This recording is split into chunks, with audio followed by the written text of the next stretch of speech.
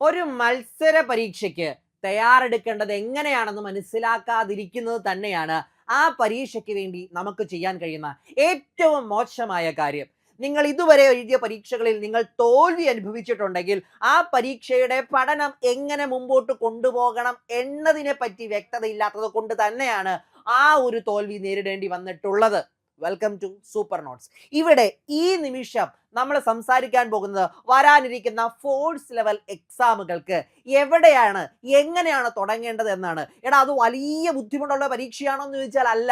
പക്ഷെ എന്താണ് ബുദ്ധിമുട്ട്, എങ്ങനെ പഠിക്കണം, ഏത് രീതിയിൽ പഠനം മുമ്പോട്ട് കൊണ്ടുപോകണം, അടിസ്ഥാനപ്പെടുത്തിയാണ് പഠിക്കേണ്ടത്, ഇങ്ങനെയുള്ള ഒരുപാട് കാര്യങ്ങളാണ് നമ്മളെ വെട്ടിലാക്കുന്നത്. അതെല്ലാം ഈ ഒരു വീഡിയോയിൽ നിങ്ങൾക്ക് ക്ലിയർ ചെയ്ത് തരാൻ പോവുകയാണ്. അപ്പൊ ആദ്യം നമുക്ക് നോക്കാം എവിടെ നിന്നാണ് ഏറ്റവും ആദ്യം നമ്മൾ ചുവട് വെച്ച് തുടങ്ങേണ്ടത്. നിങ്ങളുടെ ആദ്യ പടി എന്ന് പറയുന്നത് ഏറ്റവും റീസെന്റ് ആയിട്ട് നടന്നിട്ടുള്ള 10th 12th ലെവൽ ക്വസ്റ്റ്യൻ പേപ്പറുകൾ, ഫോഴ്സ് ലെവൽ എക്സാം 12ാം ക്ലാസ് നിലവാരത്തിലുള്ള പരീക്ഷയെ സംബന്ധിച്ച് നിങ്ങൾ തയ്യാറെടുക്കുമ്പോൾ നിങ്ങൾ ആദ്യം ചെയ്യേണ്ടത് ആ പരീക്ഷയുടെ ഏറ്റവും റീസെന്റ് ക്വസ്റ്റ്യൻ പേപ്പറുകൾ വർക്കൗട്ട് ചെയ്യുക എന്നുള്ളത് തന്നെയാണ്. വർക്കൗട്ട് എന്ന വാക്ക് കൃത്യമായിട്ട് ഒന്ന് ഓർത്തു വെക്കണം. അതിരുന്ന് വീണ്ടും കാണാപ്പാഠം പഠിക്കാനല്ല, ആ ചോദ്യങ്ങൾ ചെയ്തു നോക്കുക. നിങ്ങൾ ആ പരീക്ഷകൾ അറ്റൻഡ് ചെയ്തു തുടങ്ങുക. 10ാം ക്ലാസ് അതുപോലെ 12ാം ക്ലാസ് തരത്തിലുള്ള പരീക്ഷകൾ, തലം പരീക്ഷകൾ, ക്വസ്റ്റ്യൻ പേപ്പറുകൾ, അത് ഏതെങ്കിലും 10 വർഷത്തെ മുമ്പല്ല, റീസെന്റ് ആയിട്ട് PSC നടത്തിയ പരീക്ഷകൾ എടുത്തു വെച്ച് നോക്കണം. അപ്പോഴാണ് പുതിയ പാറ്റേൺ ചോദ്യങ്ങളെ പറ്റി മനസ്സിലാക്കുള്ളൂ. ആദ്യ കാലങ്ങളിൽ നിങ്ങൾക്കൊന്നും പിടികിട്ടിയെന്ന് വരില്ല. ചിലപ്പോൾ നിങ്ങൾ എഴുതിയാൽ പോലും നിങ്ങൾക്ക് വേണ്ടത്ര മാർക്ക് ലഭിച്ചെന്ന് വരില്ല. ആയിക്കോട്ടെ, അത് നിങ്ങളുടെ ഫസ്റ്റ് സ്റ്റെപ്പായിട്ട് കാണണം. നിങ്ങൾ ആദ്യത്തെ ഒരു ദിവസം ഒരു 1-2 ചോദ്യ പേപ്പർ എടുത്ത് തുടങ്ങുന്നു, വർക്കൗട്ട് ചെയ്ത് തുടങ്ങുന്നു. അത് മുമ്പോട്ട് പിന്നെ നിങ്ങളുടെ ദൈനംദിന ജീവിതത്തിന്റെ ഭാഗമായി മാറ്റുക. ഒരു ദിവസം ഒരു ചോദ്യ പേപ്പറെങ്കിലും, 1 അല്ലെങ്കിൽ 2 ചോദ്യ പേപ്പറെങ്കിലും ഏറ്റവും കുറഞ്ഞത് നിങ്ങൾക്ക് ചെയ്യാൻ കഴിയണം എന്നുള്ള രീതി. അങ്ങനെ ആദ്യ ദിനത്തിൽ നിങ്ങൾ മുമ്പോട്ട് പോകുമ്പോൾ നിങ്ങൾക്ക് മനസ്സിലാകും, തുടക്കം നിന്നും നിങ്ങൾ കുറച്ച് ദിവസം മുമ്പോട്ട് ഇതേ പാറ്റേൺ ഫോളോ ചെയ്ത് വരുമ്പോൾ നിങ്ങൾക്ക് കുറെ റിപ്പീറ്റഡ് ക്വസ്റ്റ്യൻ വരുന്നതായിട്ട് കാണാം. നിങ്ങൾക്ക് ഒരുപാട് ചോദ്യങ്ങൾ കണ്ടു മറന്ന പോലെയും കേട്ടു മറന്ന പോലെയും അതുപോലെ ചോദിച്ച പോലെയും തോന്നാം. ഫ്രീക്വന്റ് ആയിട്ട് ചോദിക്കുന്ന ഒരുപാട് കാര്യങ്ങളൊക്കെ കാണാൻ പറ്റും. അങ്ങനെ നിങ്ങൾ മുമ്പോട്ട് പോകുമ്പോൾ പുരോഗതി, നിങ്ങളുടെ പഠനത്തിൽ നിങ്ങൾ ഏത് എക്സാം ആണോ ലക്ഷ്യമിടുന്നത് ആ എക്സാമിന്റെ സ്ട്രാറ്റജി നിങ്ങളിലേക്ക് തന്നെ ഉരുത്തിരിഞ്ഞു വരും. അതായത് കസ്റ്റമൈസ്ഡ് ലേണിംഗ് ആണ് അവിടെ സംഭവിക്കുന്നത്. അതായത് നിങ്ങൾ തന്നെ പഠനത്തിലേക്ക് കൊണ്ടുവരുന്ന ഒരു സ്ട്രാറ്റജി അവിടെ ബിൽഡ് ആകും. എന്തൊക്കെ സംഭവിച്ചാലും ഈ ഒരു കാര്യം കൃത്യമായിട്ടും ആദ്യ സ്റ്റെപ്പിൽ ചെയ്തിരിക്കണം. അപ്പൊ നിങ്ങൾ എന്ത് ചെയ്യും, ആദ്യ സ്റ്റെപ്പിൽ ഒന്നും അറിയാത്ത ഒരു അവസ്ഥയിൽ നിന്നും നിങ്ങൾ അറിയാവുന്ന ഒരു അവസ്ഥയിലേക്ക് എത്തും. അറിയാവുന്ന ഒരു അവസ്ഥയിലേക്ക് എത്തിക്കഴിഞ്ഞാൽ പിന്നെ നിങ്ങൾക്ക് അവിടെ ചെയ്യേണ്ടത് കൃത്യമായി സ്ട്രാറ്റജി ബിൽഡ് ചെയ്യുക എന്നുള്ളതാണ്. അവിടെ ഇനിയാണ് നിങ്ങൾ മുമ്പോട്ട് പോയി ഓരോ കാര്യങ്ങളും ചെയ്യേണ്ടതായിട്ട് വരുന്നത്. എന്തുകൊണ്ടാണ് നിങ്ങൾ ഈ ചോദ്യ പേപ്പർ ചെയ്യണമെന്ന് ഞാൻ പറയുന്നത്? അത് ചെയ്യുമ്പോൾ നിങ്ങൾക്ക് എന്താണ് അവിടെ ലഭിക്കുന്നത്? ഒന്നാമത്തെ കാര്യം, നേരത്തെ പറഞ്ഞ പോലെ റിപ്പീറ്റഡ് ആയിട്ട് ചോദിക്കുന്ന ചോദ്യങ്ങൾ ഏതെല്ലാം, ഏതൊക്കെ സെക്ഷൻ, ഏതൊക്കെ ടോപ്പിക്കിൽ നിന്നും എന്ന് മനസ്സിലാകും. അതുപോലെ നിങ്ങൾക്ക് തെറ്റുപറ്റുന്ന ചോദ്യങ്ങൾ, ഇത് ഇമ്പോർട്ടന്റ് ആണ്. നിങ്ങൾ എഴുതുമ്പോൾ, നിങ്ങൾ ആ അറ്റൻഡ് ചെയ്യുമ്പോൾ തെറ്റുപറ്റുന്ന ചോദ്യങ്ങൾ ഏതാണെന്നുള്ളത് വ്യക്തമായ ഒരു ധാരണ നിങ്ങൾക്ക് കിട്ടും. ഇനി അതുപോലെ മാത്സ്, ഇംഗ്ലീഷ്, മലയാളം എന്നിവ എത്രമാത്രം ഇമ്പോർട്ടന്റ് ആണെന്ന് മനസ്സിലാവുകയും അത് സെറ്റ് ചെയ്തെടുക്കാൻ നിങ്ങളുടെ മനസ്സിൽ ഒരു ഐഡിയ തുടങ്ങുകയും. കാരണം ഏറ്റവും കൂടുതൽ മാർക്ക് നിങ്ങൾക്ക് ഏറ്റവും പെട്ടെന്ന് സ്കോർ ചെയ്യാൻ കഴിയാവുന്നതെല്ലാം ഇവിടെ കിടക്കുന്നുണ്ടാകും. മാത്സ്, ഇംഗ്ലീഷ്, മലയാളം ടോപ്പിക്കിന്റെ അകത്ത് അവിടെ നിന്നും നല്ല മാർക്ക് സ്കോർ ചെയ്യുമ്പോൾ അത് സെറ്റാക്കി എടുക്കാൻ ഓട്ടോമാറ്റിക്കലി നിങ്ങളുടെ ഉള്ളിൽ ഒരു ആഗ്രഹം വന്നു തുടങ്ങും. ഇനി അത് കഴിഞ്ഞ് ഫ്രീക്വന്റ് ആയിട്ട് PSC ലേറ്റസ്റ്റ് ആയിട്ട് ഫ്രീക്വന്റ് ആയിട്ട് ചോദിക്കുന്ന ടോപ്പിക്കുകൾ ഏതൊക്കെയാണ് എന്ന് മനസ്സിലാക്കാനും അതിന് പ്രയോറിറ്റി കൊടുക്കാനും നിങ്ങളെ കൊണ്ട് സാധിക്കും. ഈ കാര്യങ്ങൾ ചെയ്യുമ്പോൾ നിങ്ങളുടെ മനസ്സിലേക്ക് ഉരുത്തിരിഞ്ഞു വരുന്നത് ഒരു ഫ്രെയിമാണ്. അതായത് നിങ്ങൾ തയ്യാറെടുക്കുന്ന പരീക്ഷയുടെ ബൗണ്ടറി, എവിടെ നിന്നും എങ്ങനെയൊക്കെയാണ് ചോദ്യങ്ങൾ വരുന്നത് എന്നുള്ള ആ ബൗണ്ടറിയെ പറ്റിയുള്ള ധാരണ നിങ്ങളുടെ ഉള്ളിലേക്ക് കിട്ടുകയായി. ഇനി നിങ്ങൾക്ക് എന്ത് ചെയ്യാം, വളരെ മനോഹരമായിട്ട് പഠിച്ചു തുടങ്ങാനുള്ള സാഹചര്യം നിങ്ങളുടെ മുമ്പിൽ സെറ്റ് ആയി കഴിഞ്ഞു. അത് തന്ത്രപൂർവ്വമല്ല. ഇനി ഇവിടെ നിങ്ങൾ എത്ര മാർക്കിന് വേണ്ടി പഠിക്കണം, എങ്ങനെ പഠിക്കണം, അവിടെയാണ് കട്ട് ഓഫിനെ പറ്റി നമ്മളൊരു ധാരണ ഉണ്ടാക്കേണ്ടത്. നമ്മൾക്ക് ഈ കഴിഞ്ഞ അതേ പരീക്ഷയുടെ കട്ട് ഓഫ് നിലവാരം എങ്ങനെയായിരുന്നുള്ളത് മനസ്സിലാക്കുക.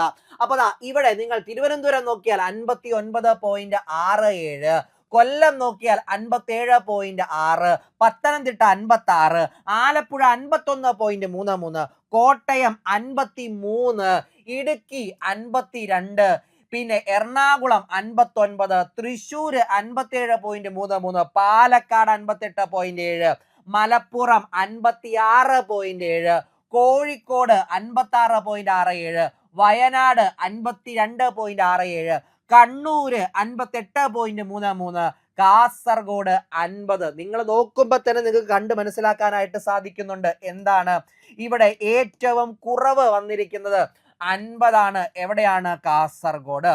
ഏറ്റവും കൂടുതൽ ഈ ഗ്രൂപ്പിൽ വന്നിരിക്കുന്നത് എത്രയാണടാ?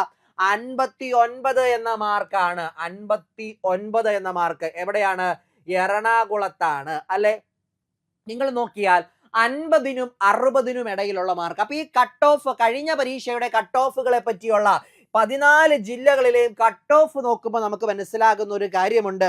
എവിടെ എത്ര എങ്ങനെ സ്കോർ ചെയ്യണം, എത്ര മാർക്ക് സ്കോർ ചെയ്താൽ ഞാൻ സേഫ് ആയിരിക്കും എന്നതിനെ പറ്റി ഒരു ധാരണ നിങ്ങൾക്ക് കിട്ടി. അതായത് ദാ നോക്കുക, നിങ്ങൾക്ക് ലിസ്റ്റിൽ വരാനായിട്ട് 55 മുതൽ 60 വരെ മാർക്ക് നേടിക്കഴിഞ്ഞാൽ, ഈ ഒരു മാർക്ക് ടാർഗറ്റ് ചെയ്ത് നിങ്ങൾ പഠിച്ചു കഴിഞ്ഞാൽ നിങ്ങൾ ആ ലിസ്റ്റിൽ തീർച്ചയായും ഉൾപ്പെടും. 100% നിങ്ങൾ ആ ലിസ്റ്റിൽ ഉണ്ടാകും. ഞാൻ പറഞ്ഞേ ലിസ്റ്റിൽ ഉണ്ടാകും എന്ന് ഞാൻ പറഞ്ഞു. അതനുസരിച്ച് അതുകൊണ്ട് ജോലി കിട്ടും എന്ന് ഞാൻ പറഞ്ഞിട്ടില്ല, ഞാൻ ഉദ്ദേശിച്ചിട്ടില്ല. ഇവിടെയാണ് ചിന്തിക്കേണ്ടത്. ലിസ്റ്റിൽ കിടക്കണോ അതോ ജോലി കിട്ടുന്ന പൊസിഷനിൽ കിടക്കണോ? ലിസ്റ്റിൽ വരാനാണ് നിങ്ങളുടെ ആഗ്രഹമെങ്കിൽ അങ്ങനെ ഒരാൾ ആഗ്രഹിക്കൂല അല്ലേ? ലിസ്റ്റിൽ വരണം, അതോടൊപ്പം ജോലിയും കിട്ടണമെങ്കിൽ ഇത് മാത്രം പോരാ. ഇവിടെ നിങ്ങൾ ചിന്തിക്കേണ്ടത് ഈ 55 മുതൽ 60 എന്നുള്ളതിന് മാറ്റി നിങ്ങൾ 65 എന്നുള്ള ഒരു ടാർഗറ്റിലേക്ക് വന്നാൽ നിങ്ങൾ റാങ്ക് ലിസ്റ്റിൽ, അതായത് ജോലി ഉറപ്പിക്കാൻ കഴിയുന്ന ഒരു റാങ്ക് ലിസ്റ്റിൽ ഒരു ഭാഗത്ത് നിങ്ങളുടെ പേര് ഉണ്ടാകും. അതാണ് ഫോക്കസ് ചെയ്യേണ്ടത്. 65+ മാർക്ക് നിങ്ങളെ കൊണ്ട് സ്കോർ ചെയ്യാനായിട്ട് സാധിക്കണം. അപ്പൊ നിങ്ങൾക്ക് മനസ്സിലായി പഠിച്ചു വരേണ്ട രീതികളെ പറ്റി നമ്മൾ തുടക്കത്തിൽ പറഞ്ഞു. ഇപ്പോൾ നമ്മൾ പറയുന്നത് അങ്ങനെ പഠിച്ചു വരുമ്പോൾ എത്ര മാർക്ക് ടാർഗറ്റ് ചെയ്ത് പഠിക്കണം എന്നുള്ളത്.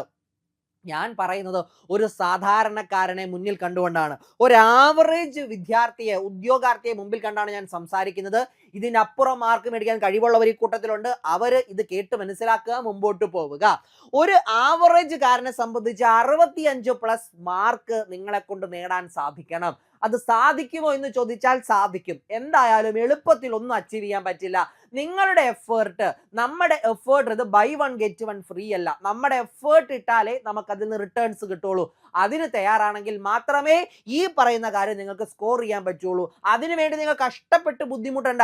ഇനി അതുപോലെ NCCയോ സ്പോർട്സോ പോലെയുള്ള കാര്യങ്ങൾ ഉള്ളവരെ സംബന്ധിച്ച് നിങ്ങൾക്ക് വലിയൊരു ഗോൾഡൻ ചാൻസ്. നിങ്ങൾ ഈ 60 മാർക്ക് നേടിയാൽ പോലും അതിനോടൊപ്പം നിങ്ങൾക്ക് എന്ത് കിട്ടും? നിങ്ങൾക്ക് ആഡ് ഓൺ മാർക്ക് അല്ലെ, NCC സ്പോർട്സിന്റെ കോട്ട മാർക്കോടെ ആഡ് ചെയ്ത് റാങ്ക് ലിസ്റ്റ് വരുമ്പോഴും നിങ്ങൾ കൃത്യമായിട്ട് മുൻനിരയിൽ തന്നെ ഉണ്ടാകും. ജോലി ലഭിക്കുന്ന ആ പൊസിഷനിലേക്ക് നിങ്ങൾക്ക് എത്താൻ പറ്റും. ഇനി 65+ മാർക്കുള്ള ഒരാളെ സംബന്ധിച്ച് അയാൾക്ക് സ്പോർട്സും NCCയും ഉണ്ടെങ്കിൽ 70+ മാർക്ക് കിട്ടും. ജോലി 100% ഉറപ്പിക്കാൻ കഴിയുന്ന ഒരു സാഹചര്യമായിരിക്കും അയാളെ സംബന്ധിച്ച്. സ്പോർട്സ് ഒക്കെ ഉള്ളവരാണെങ്കിൽ നിങ്ങൾ അതിനെ വെറുതെ കളയരുത്. നിങ്ങൾ ഈ മാർക്ക് മനസ്സിൽ കണ്ടുകൊണ്ട് പ്രിപ്പയർ ചെയ്യടാ. തീർച്ചയായും നിങ്ങൾക്ക് ഈ 70+ എന്നുള്ള നിലവാരത്തിലേക്ക് എത്താനും റാങ്ക് ലിസ്റ്റിൽ, കാരണം ഇവിടെ നിങ്ങൾ 70+ തരുന്നത് എങ്ങനെയാണ്? നിങ്ങളുടെ സ്പോർട്സും NCC നിങ്ങളെ തുണയ്ക്കുന്നു. അതോടൊപ്പം നിങ്ങൾ ചെയ്യേണ്ട കാര്യം കൂടെ എന്ത് ചെയ്താൽ മതി? കർമ്മം പാതി നിങ്ങൾ പാതി, കർമ്മം പാതി നിങ്ങൾ പാതി. നിങ്ങളുടെ കർമ്മം, നിങ്ങൾ നാളിതുവരെ ചെയ്ത സ്പോർട്സുകൾ NCC നിങ്ങളെ രക്ഷിക്കാൻ അവിടെ കാത്തിരിക്കുമ്പോൾ നിങ്ങൾ ചെയ്യേണ്ടത് അതിനെ സപ്പോർട്ട് ചെയ്യുന്ന മാർക്ക് കൂടെ മേടിക്കുക, സെക്യൂർ ആവുക. ഈ ഒരു കാര്യം ചെയ്യാൻ നിങ്ങളെ കൊണ്ട് കഴിഞ്ഞു കഴിഞ്ഞാൽ നിങ്ങൾ റാങ്ക് ലിസ്റ്റിൽ ഉൾപ്പെടും. അപ്പൊ ഈ ഒരു മാർക്ക് മുമ്പിൽ കണ്ടുകൊണ്ട് തന്നെ വർക്കൗട്ട് ചെയ്യുക. ഈ ഒരു മാർക്ക് എന്ന് പറയുന്നത് അതിൽ കൂടുതൽ വേണമെന്ന് തന്നെയാണ് ഞാൻ പറയുന്നത്. ഞാൻ പറഞ്ഞു അതിൽ താഴെ പോകരുത്. അതിൽ ആ മാർക്ക് സ്കോർ ചെയ്യാൻ എങ്ങനെ പഠിക്കണം, സിലബസിലെ എവിടെയൊക്കെ ഫോക്കസ് കൊടുക്കണം എന്നുള്ളതാണ് നമ്മുടെ മുമ്പിൽ അടുത്ത ഒരു വിഷയം. ദാ നോക്കടാ, സ്പെഷ്യൽ ടോപ്പിക്കിനെ സംബന്ധിച്ച് 20 മാർക്ക് നിങ്ങൾക്ക് സ്കോർ ചെയ്യാൻ കഴിയും. കാരണം അതിൻ്റെ അകത്തുനിന്ന് ഡയറക്റ്റ് ആയിട്ടുള്ള ചോദ്യങ്ങളാണ് വരുന്നത്. ആ സ്പെഷ്യൽ ടോപ്പിക് ഏറ്റവും കൂടുതൽ തവണ റിപ്പീറ്റ് ആയിട്ട് റിവിഷൻ ചെയ്യുന്ന ഒരാളെ സംബന്ധിച്ച് ചോദ്യങ്ങളാണെങ്കിൽ പോലും നിങ്ങൾ മാക്സിമം ചോദ്യങ്ങൾ വർക്കൗട്ട് ചെയ്യുന്ന ഒരാളെ സംബന്ധിച്ച് ഇവിടെ നിന്ന് ഒരു 15+ മാർക്ക് സ്കോർ ചെയ്യാനായിട്ട് സാധിക്കും. ഇനി മലയാളത്തിനെ സംബന്ധിച്ച് നോക്കുമ്പോൾ 10 മാർക്ക്, മാത്സിന് 10 മാർക്ക്, ഇംഗ്ലീഷിന് 10 മാർക്ക്. അങ്ങനെ ഇവർ 3 പേരും കൂടെ ചേർന്ന് നമുക്ക് 30 മാർക്കാണ് അവിടെ തരുന്നത്. ഈ 3 ആളുകളും കൂടെ ചേർന്ന് നമുക്ക് എത്ര മാർക്ക് തരും? 30 മാർക്ക് അവിടെ നേടിത്തരും. ഓക്കെ ആണല്ലോ? ആ 30-ൽ ഒരു 25+ നിങ്ങളെ മൈൻഡിൽ കണ്ടോ? ഇനി കോൺസ്റ്റിറ്റ്യൂഷൻ നിങ്ങൾക്ക് 8 മാർക്ക് തരുന്നതാണ്. ഇവർ കഴിഞ്ഞു കഴിഞ്ഞാൽ പിന്നെ ഏറ്റവും മുൻധാരയിൽ വരുന്ന ഒരു ടോപ്പിക് കോൺസ്റ്റിറ്റ്യൂഷൻ ആണ്. ഇനി വളരെ കുറച്ച് പഠിച്ചുകൊണ്ട് നിങ്ങൾക്ക് നല്ല മാർക്ക് സ്കോർ ചെയ്യാൻ പറ്റുന്നതായിട്ട് എക്കണോമിക്സും അവിടെ തന്നെയുണ്ട്. ഇനി അത് കഴിഞ്ഞു വന്നാൽ കറണ്ട് അഫയേഴ്സ് 10 മാർക്ക്, 9+ മാർക്ക് അല്ലെങ്കിൽ 8 മാർക്ക് അവിടെ സ്കോർ ചെയ്യാൻ പറ്റുമെന്ന് വിചാരിക്കുക. ഇനി മിസ്സലേനിയസ്, ഞാൻ പറയാത്ത ഒരുപാട് ടോപ്പിക്കുകൾ മലവെള്ളം പോലെ കിടക്കുകയാണ് അല്ലേ? അവിടെ നിന്നും നിങ്ങളൊരു 10 മാർക്ക് സ്കോർ ചെയ്യാൻ പറ്റുമെന്ന് വിചാരിക്കുക. വേണ്ട, ഒരു 8+. ഇപ്പൊ തന്നെ എത്ര മാർക്കിന് നമ്മൾ പറഞ്ഞു? ഇവിടെ 50 മാർക്ക്, 50, 20, 70, 70ഉം 13ഉം കൂടെ 83 മാർക്കിനുള്ള കാര്യങ്ങൾ നമ്മൾ പറഞ്ഞു. ഇതിൻ്റെ അകത്ത് നിങ്ങളൊരു 10 മാർക്ക് നിങ്ങൾ എന്ത് ചെയ്യുന്നു? നിങ്ങൾക്ക് തെറ്റു പറ്റിയോ മിസ്റ്റേക്ക് പറ്റിയോ പോയി നിങ്ങൾക്ക് അവിടെ നിന്ന് ഒരു 73 മാർക്ക് സ്കോർ ചെയ്യാൻ മേലെ നിങ്ങൾക്ക് കിട്ടും എന്ന് ഉറപ്പിക്കാൻ പറ്റുന്ന, ഇതിൻ്റെ അകത്ത് പിന്നെയും ഫിൽട്ടർ ചെയ്യാനായിട്ട് നിൽക്കരുത്. ഞാൻ ഈ പറഞ്ഞതിൻ്റെ അകത്ത് പിന്നെയും ഫിൽട്ടർ ചെയ്യാനായിട്ട് നിൽക്കരുത്. അതാ നമുക്ക് ആ വാസ്റ്റ് സിലബസിനെ ഇങ്ങനെ നമ്മളൊന്ന് എന്ത് ചെയ്യാം, മനസ്സിലാക്കിയതിന് ശേഷം ഈ ഒരു കാര്യത്തിലെ സ്ട്രിക്റ്റ് ഫോളോ ചെയ്തുകൊണ്ട് മുമ്പോട്ട് പോയി കഴിഞ്ഞാൽ 83 മാർക്ക് നിങ്ങളുടെ കയ്യിൽ ഭദ്രമായിട്ടുണ്ടാകും. ആ 83 നിങ്ങൾക്ക് ഇനി എന്തെങ്കിലും മാനുഷികപരമായിട്ടുള്ള എററുകൾ സംഭവിച്ചൊരു 10 മാർക്ക് കളഞ്ഞാലും 73 മാർക്ക് നിങ്ങളുടെ കയ്യിൽ ഉണ്ടാകും. 73 മാർക്ക് നിങ്ങളുടെ കയ്യിലുണ്ടാകും. കാരണം 20-ൽ 20, 10-ൽ 10, 10-ൽ 10, 10-ൽ 10, 8-ൽ 8, 5-ൽ 5, 10-ൽ 10, 10-ൽ 10 കിട്ടണമെന്ന് നിർബന്ധമില്ല. നിങ്ങളൊരു 10 മാർക്ക് മാറ്റിക്കോ എല്ലാം കൂടെ ചേർത്ത്. എന്നാലും 73 മാർക്ക്, നേരത്തെ പറഞ്ഞ 70+ അവിടെ സെക്യൂർ ചെയ്യാൻ പറ്റും. അത് ചെയ്യാൻ വേണ്ടി നിങ്ങളെ കൊണ്ട് സാധിക്കില്ലേ? നിങ്ങളുടെ പഠനം തുടങ്ങേണ്ടത് എവിടെ നിന്നാണെന്ന് നമ്മൾ പറഞ്ഞു. എങ്ങനെ? ക്വസ്റ്റ്യൻ പേപ്പർ വർക്കൗട്ട് ചെയ്ത് വരുന്നോറും നിങ്ങൾക്ക് മനസ്സിലാകും സിലബസിലെ ഏതൊക്കെ ടോപ്പിക്കുകൾ എങ്ങനെയൊക്കെ പഠിക്കണമെന്നുള്ളത്. അപ്പൊ എന്താണ് നിങ്ങളുടെ പഠനത്തിൽ ചെയ്യേണ്ടത്? അതായത് എന്തൊക്കെ കാര്യങ്ങൾ ഫോക്കസ് ചെയ്യണം? ഒന്നാമത്തെ കാര്യം എന്ന് പറയുന്നത് കൺസിസ്റ്റന്റ് ആവുക എന്ന് പറഞ്ഞാൽ ലോകത്ത് എന്ത് കാര്യം സംഭവിച്ചാലും നിങ്ങൾ ഒരു ദിവസം ചെയ്യുന്ന പഠനം എന്ന കാര്യത്തിൽ മുടക്കം വരുത്തരുത്. നിങ്ങൾ മുടക്കം വരുത്തരുത്. അതിനു വേണ്ടി എന്ത് സഹിച്ചാലും നിങ്ങൾ ആ പഠനം മുടക്കാതിരിക്കാൻ വേണ്ടി നോക്കുക. ഇനി ഒരു ദിവസം 3 മുതൽ 5 മണിക്കൂർ വരെ 3 മുതൽ 5 മണിക്കൂർ വരെ, ഇപ്പൊ ഞാൻ പറയുന്ന ഒരു 4 മണിക്കൂർ ആവറേജ് എടുത്താൽ 2 മണിക്കൂർ നിങ്ങൾ പഠിക്കാനും അല്ലെങ്കിൽ 2 മണിക്കൂർ പഠിക്കാൻ, ഇനി ഇതിൻ്റെ 2 മണിക്കൂർ നിങ്ങൾ ഇപ്പൊ എന്ത് ചെയ്യുന്നു? GK പോലെയുള്ള സബ്ജക്റ്റുകളെല്ലാം പഠിക്കാൻ വേണ്ടി 1 മണിക്കൂർ റിവിഷന് വേണ്ടി, 1 മണിക്കൂർ നിങ്ങൾ ആ പഠനത്തിന് വേണ്ടിയുള്ള മോക്ക് എക്സാമും മറ്റുള്ള കാര്യങ്ങളും ചെയ്യുക. ഓക്കെ ആണല്ലോ? അപ്പം ഇത് സ്റ്റഡി ചെയ്യാൻ, ഇത് റിവിഷൻ ചെയ്യാൻ, ഇത് മോക്ക് ചെയ്യാൻ വേണ്ടി ഉപയോഗിക്കുന്നു. ഇതുപോലെ 3 മുതൽ 5 മണിക്കൂർ വരെ എല്ലാ ദിവസവും ഡെയിലി ഡെഡിക്കേറ്റ് ചെയ്യാൻ നിങ്ങളെ കൊണ്ട് കഴിയണം. എങ്കിലേ നമ്മളുടെ ആവശ്യം നമുക്ക് കൃത്യമായിട്ട് നിറവേറ്റിയെടുക്കാനായിട്ട് സാധിക്കൂ. ഇനി മറ്റൊരു കാര്യം മെഡിറ്റേറ്റ് എന്നുള്ളതാണ്. നിങ്ങൾ മത്സര പരീക്ഷയ്ക്ക് തയ്യാറെടുക്കുന്നു, വേണ്ട, നിങ്ങൾ PSCക്ക് തയ്യാറെടുക്കുകയാണ്. ആരെങ്കിലും ചോദിക്കുമ്പോൾ എന്താ ചെയ്യുന്നതെന്ന് ചോദിക്കുന്നു, നിങ്ങൾ പറയാ PSC പഠിക്കുകയെന്ന്. അപ്പൊ ആ ഓപ്പോസിറ്റ് അത് കേൾക്കുന്ന ആളുടെ മനസ്സിൽ അല്ലെങ്കിൽ അയാൾക്ക് വരുന്ന ഒരു പുച്ഛം, അല്ലെങ്കിൽ അയാളുടെ PSC പഠിക്കണേ ഉള്ള, ജോലി കിട്ടിയില്ലല്ലോ എന്ന ഒരു ആറ്റിറ്റ്യൂഡ് ഉണ്ട്. അപ്പൊ ഇതൊക്കെ നമ്മളെ മെന്റലി തളർത്തുന്നതാണ്. നിങ്ങൾ അതൊന്നും ചിന്തിക്കണ്ട. നിങ്ങൾക്ക് അവിടെ അതൊക്കെ ഓവർകം ചെയ്യാൻ വേണ്ടത് കൃത്യമായിട്ടുള്ള മെഡിറ്റേഷൻ ആണ്. അതായത് നിങ്ങളുടെ മാനസിക ആരോഗ്യം എപ്പോഴും ഇമ്പോർട്ടന്റ് ആണ്. ഇതാരും പറയില്ല. കുറെ പഠിക്കാൻ ഞാൻ പറഞ്ഞുകൊണ്ട് എന്തെങ്കിലും ആവുമോ? ഇല്ല. നിങ്ങളുടെ മനസ്സ്, നമ്മുടെ മനസ്സാണ് നമ്മളെ എല്ലാ കാര്യം ചെയ്യാനും പ്രചോദിപ്പിക്കുന്നതും ചെയ്യണ്ട എന്ന് പറയുന്നതും. അതുകൊണ്ട് നിങ്ങളുടെ മനസ്സിനെ കൃത്യമായി നിങ്ങളുടെ ആഗ്രഹം മോഹമായി മാറി ആ മോഹം ലക്ഷ്യമായി മാറുന്നതിലേക്ക് കൊണ്ടുചെന്നെത്തിക്കുന്ന ഒരു മെന്റൽ സ്ട്രെങ്ത് നിങ്ങൾക്ക് ഉണ്ടാവണം. അതിനുവേണ്ടി നിങ്ങൾ മെഡിറ്റേറ്റ് ചെയ്യണം. പ്രാർത്ഥന ഒരു നല്ല മെഡിറ്റേഷൻ ആണ്. യോഗ ഒരു മെഡിറ്റേഷൻ ആണ്. നിങ്ങൾ അല്പം മനസ്സറിഞ്ഞ് പ്രകൃതിയിൽ ഇറങ്ങി നടക്കുന്ന ഒരു മെഡിറ്റേഷൻ ആണ്. നിങ്ങൾക്ക് ഏതാണോ നിങ്ങളുടെ മാനസിക ആരോഗ്യം നൽകുന്നത് അത് നല്ല ഒരു കാര്യത്തിന് വേണ്ടി നല്ല പോലെ യൂസ് ചെയ്യാൻ നിങ്ങളെ കൊണ്ട് കഴിയണം. നിങ്ങളുടെ പഠനത്തിനും നിങ്ങളുടെ ജീവിതത്തിനും ഭാവിയിലേക്ക് ഉറപ്പ് നൽകാൻ വേണ്ടിയിട്ട് നിങ്ങൾ മെഡിറ്റേറ്റ് ചെയ്തേ മതിയാകൂ. ഇനി ഫിസിക്കൽ മെഡിറ്റേഷൻ എന്ന് പറഞ്ഞാൽ ഫിസിക്കലി ഫിറ്റ് ആയിരിക്കണം. നല്ല ഭക്ഷണം, നല്ല ഉറക്കം, നല്ല ആരോഗ്യം, വ്യായാമം, ഈ കാര്യങ്ങൾ കൃത്യമായിട്ട് ചെയ്യണം. നിങ്ങളുടെ ശരീരത്തിനെ നിങ്ങൾ വീണ്ടും തളർത്തിക്കഴിഞ്ഞാൽ നിങ്ങളുടെ മനസ്സിൽ എത്ര ആരോഗ്യമുണ്ടെങ്കിലും ശരീരം അത് കേട്ടെന്ന് വരില്ല. ഈ രണ്ട് കാര്യങ്ങളും ബാലൻസ് ചെയ്തെങ്കിലാണ് ഈ മേൽ പറഞ്ഞ കൺസിസ്റ്റൻസിയും പിന്നോട്ട് പറഞ്ഞ എല്ലാ കാര്യങ്ങളും അക്വയർ ചെയ്യാനും സെക്യൂർ ചെയ്യാനും നിങ്ങളെ കൊണ്ട് സാധിക്കുകയുള്ളൂ. ഇനി മറ്റൊരു കാര്യം ഞാൻ നിങ്ങളോട് പറയട്ടെ. നിങ്ങളുടെ PSC പഠനം തന്നെ നിങ്ങളുടെ മനസ്സിലേക്ക് കൊണ്ടുവരിക. ആ പഠനവുമായി ബന്ധപ്പെട്ട ഒരു ഹോബി, ഒരൊറ്റ ഹോബി നിങ്ങൾ കണക്ട് ചെയ്യുക. ഒരു എക്സാമ്പിൾ ഞാൻ പറയാം. ഇപ്പൊ PSC പഠനവുമായി ബന്ധപ്പെട്ട് ഞാൻ ഒരു ദിവസം പഠിച്ചതെല്ലാം ഒരു മൈൻഡ് മാപ്പായിട്ട് ഞാൻ ഷോർട്ട് നോട്ട് എഴുതുന്നു. ഞാൻ പഠിച്ച കാര്യങ്ങളുടെ വാക്കുകൾ, ഇപ്പൊ ഞാൻ എക്കണോമിക്സിലെ നീതി ആയോഗിനെ പറ്റി പഠിച്ചെങ്കിൽ ഞാൻ ആ പഠിച്ച കാര്യങ്ങൾ കിടക്കുന്നതിന് മുമ്പ് ഒന്ന് ഓർത്ത് ഒരു ഡയറിയിൽ ചുമ്മാ ഒന്ന് കുത്തിക്കുറച്ച് വെക്കുന്നു. അത് ഒരു ഹോബിയാണ്. ഇനി വേണ്ട മറ്റൊന്ന്, എല്ലാ ദിവസവും രാവിലെ PSCയുമായി ബന്ധപ്പെട്ട, അതായത് PSC പഠനവുമായി എനിക്ക് ആവശ്യപ്പെട്ട ഒരു 5 പോയിന്റ് വാർത്തകൾ ഞാൻ ഏതെങ്കിലും ഒരു സ്രോതസ്സിൽ നിന്നും കളക്ട് ചെയ്ത് വെക്കുന്നു, അല്ലെങ്കിൽ ഒരു ന്യൂസ് പേപ്പറിൽ നിന്നും എടുത്തു വെക്കുന്നു. അതിനെ മനോഹരമായിട്ട് പേപ്പർ കട്ടിങ്ങൾ സൂക്ഷിച്ചു വെക്കുന്നു. അങ്ങനെ ഒരുപാട് കാര്യങ്ങൾ ചെയ്യാനായിട്ട് കഴിയും. അല്ലെങ്കിൽ എല്ലാ ദിവസവും PSCയുമായി ബന്ധപ്പെട്ട, മാത്സുമായി ബന്ധപ്പെട്ട 3 കാര്യങ്ങൾ കളക്ട് ചെയ്ത് വെക്കുന്നു, മലയാളവുമായി ബന്ധപ്പെട്ട 3 കാര്യങ്ങൾ കളക്ട് ചെയ്ത് വെക്കുന്നു, ഇംഗ്ലീഷുമായി ബന്ധപ്പെട്ട 3 കാര്യങ്ങൾ കളക്ട് ചെയ്ത് വെക്കുന്നു, അല്ലെങ്കിൽ എല്ലാ ദിവസവും സ്പെഷ്യൽ ടോപ്പിക്കുമായി ബന്ധപ്പെട്ട 3 വസ്തുതകൾ കളക്ട് ചെയ്ത് വെക്കുന്നു. ഇതൊക്കെ ഒരു ഹോബിയാണ്.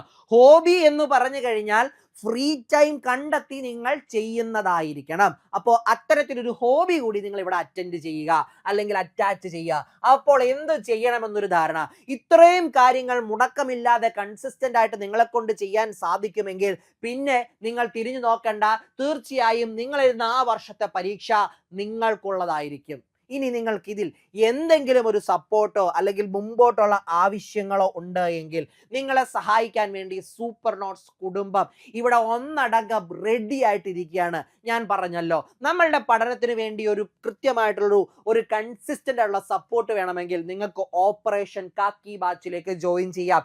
പ്രിന്റബിൾ PDF നോട്ടുകൾ, ടോപ്പിക് വൈസ് ക്ലാസ്സുകൾ, മോക്ക് എക്സാമുകൾ, live previous year question discussions, അതുപോലെ മെന്റർ സപ്പോർട്ട്, പിന്നെ കൃത്യമായിട്ടുള്ള സ്റ്റഡി പ്ലാൻ. നിങ്ങളുടെ ദിവസം എങ്ങനെയാണെന്ന് മനസ്സിലാക്കിക്കൊണ്ട് നിങ്ങൾക്ക് ഫ്രൂട്ട്ഫുൾ ആയിട്ട് ഉപയോഗിക്കാൻ പറ്റുന്ന രീതിയിൽ ഒരു സ്കെഡ്യൂൾ തയ്യാറാക്കി ഓപ്പറേഷൻ കാക്കി ബാച്ചിലൂടെ നിങ്ങളെ സജ്ജമാക്കി തരുന്നതായിരിക്കും.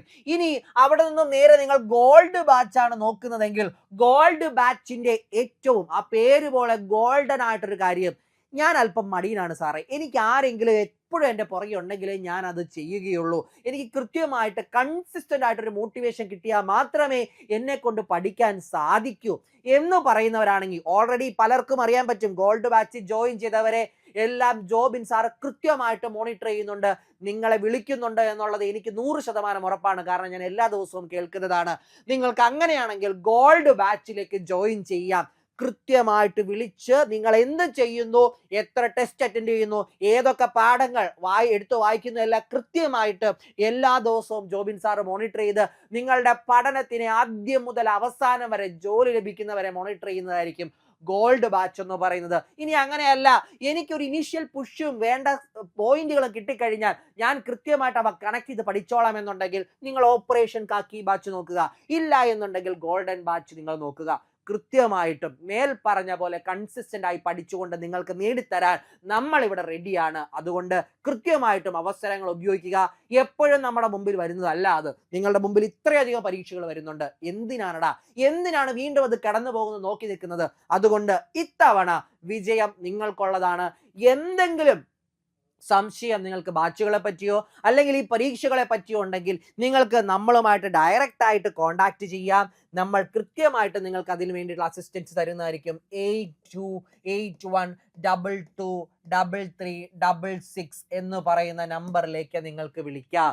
ഒരു കാര്യം എപ്പോഴും മനസ്സിൽ ഓർക്കുക, വിജയിക്കാനുള്ളവന്റെ കാരണങ്ങൾ പോലെ തന്നെ തോൽറ്റവനും അല്ലെങ്കിൽ തോൽക്കുന്നവനും ഒരു കാരണങ്ങൾ ഉണ്ടാകും. ഈ 2 കാരണങ്ങളെ പറ്റിയുമുള്ള നിങ്ങളുടെ അറിവും നിങ്ങളുടെ ബോധവുമാണ് നിങ്ങൾ വിജയിക്കണോ അതോ തോൽക്കണോ എന്ന് തീരുമാനിക്കുന്നത്. തോൽവിയും വിജയവും ഒരിക്കലും ആരുടെയും കുത്തകയല്ല. നിങ്ങൾ ഇന്ന് തോറ്റവരാണെങ്കിൽ നാളെ നിങ്ങൾ ജയിക്കാനുള്ളവരാണ്. ആ ജയിക്കാനുള്ള സപ്പോർട്ടിന് സൂപ്പർ നോട്ട്സ് നിങ്ങളുടെ ഒപ്പം ഉണ്ടാകും. ധൈര്യമായിട്ട് മുമ്പോട്ട് പോവുക. നിങ്ങൾ വിജയിക്കുക തന്നെ ചെയ്യും.